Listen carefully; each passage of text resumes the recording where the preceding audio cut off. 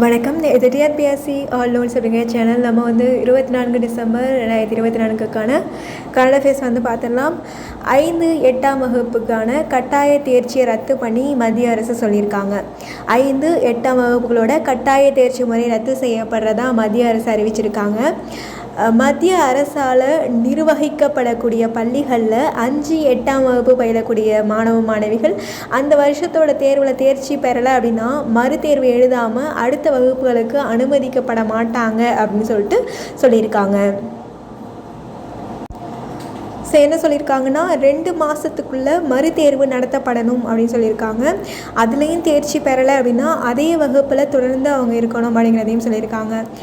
நம்மளோட தமிழக கல்வித்துறை அமைச்சர் என்ன சொல்லியிருக்காங்கன்னா, தமிழகத்தில் பின்பற்றக்கூடிய 8ஆம் வகுப்பு வரை இருக்கக்கூடிய கட்டாய தேர்ச்சி முறையில் எந்த விதமான மாற்றமும் இருக்காதுன்னு சொல்லிட்டு அவர் சொல்லியிருக்காரு.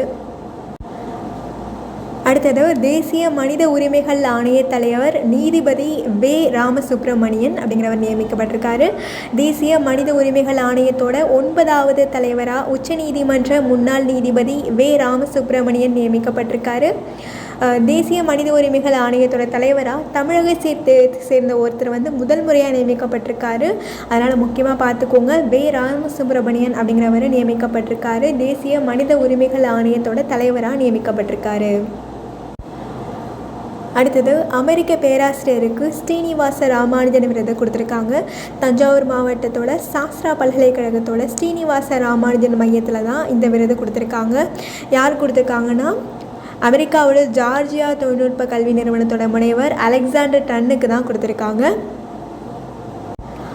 QS தரவரிசை பட்டியலில் VIT பல்கலைக்கழகம் இந்தியாவில் 8வது இடம் பிடிச்சிருக்கு. உலக அளவில் 396வது இடத்தையும் பிடிச்சிருக்கு.